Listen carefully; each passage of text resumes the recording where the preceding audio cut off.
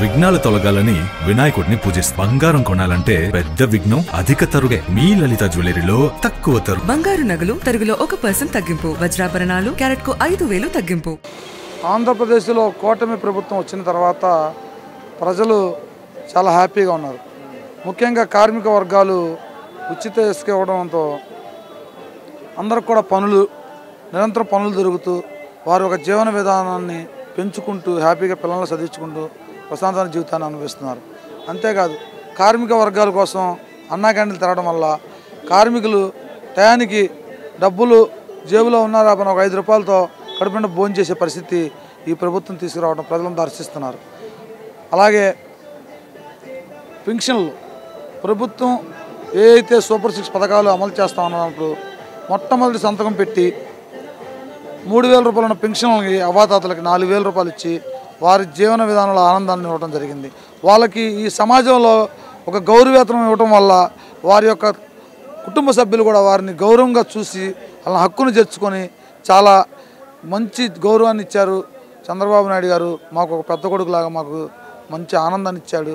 ఈ 4,000 ఇవ్వడం వల్ల మా యొక్క కుటుంబ సభ్యులు మమ్మల్ని మొన్నటిదాకా చూసిస్తున్న కుటుంబ సభ్యులు కూడా మమ్మల్ని హక్కును చేర్చుకొని మమ్మల్ని మా యొక్క లోటుపాట్లు కూడా వాళ్ళు సరిచేస్తూ మమ్మల్ని ముందుకు నడిపిస్తున్నారని అవ్వాతాతలు కూడా పెద్ద ఎత్తున చెప్పడం జరుగుతుంది.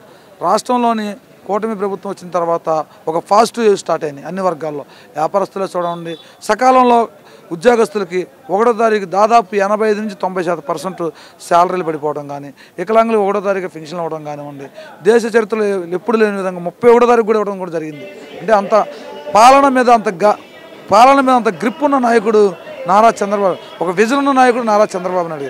నారా చంద్రబాబు నాయుడు చేతిలో ఈ ప్రభుత్వం పెట్టడం వల్ల ప్రజలందరూ కూడా చాలా హర్షిస్తూ హ్యాపీగా ప్రజా జీవితాన్ని గడుపుతున్నారు. ఎక్కడా కానీ లా అండ్ ఆర్డర్ కూడా చాలా ప్రశాంతంగా ఉంది.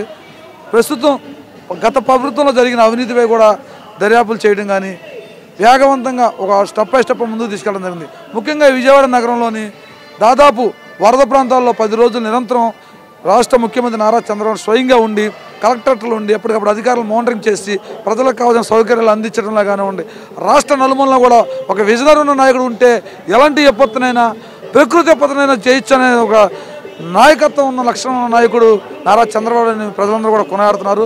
రాష్ట్రంలోని 100 రోజుల పాలన సూపర్గా జరుగుతుంది. రాబోయే రోజుల్లో ఈ 100 రోజుల పాలన కాదు 5 సంవత్సరాల పాలన కూడా ప్రజల జీవితాలలో చాలా వెలుగు నింపుద్ది. దాంట్లో డౌటే లేదు. ప్రజలు ఒక తీసుకున్న నిర్ణయానికి ప్రజలు హర్షిస్తున్నారు. రాబోయే రోజులు 5 సంవత్సరాలు కానీ సూపర్ 6 పథకాలే కానివ్వండి, విద్యార్థులు కానీ, వ్యవసాయ రంగానికే కానీ, ఉద్యోగస్తులు కానీ, ఎంప్లాయీస్ కానీ ప్రతి ఒక్కరికి కూడా ఒక నిరంతరమైన పాలన జరిగిద్ది, మంచి పాలన జరిగిద్ది అనేది తెలియజేస్తున్నాం.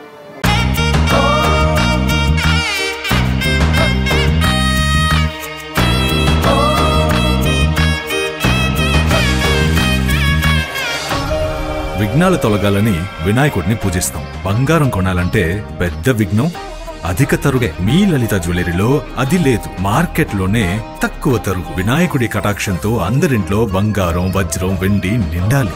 బంగారు నగలు తరుగులో 1% తగ్గింపు. వజ్రాభరణాలు క్యారెట్కు 5,000 తగ్గింపు.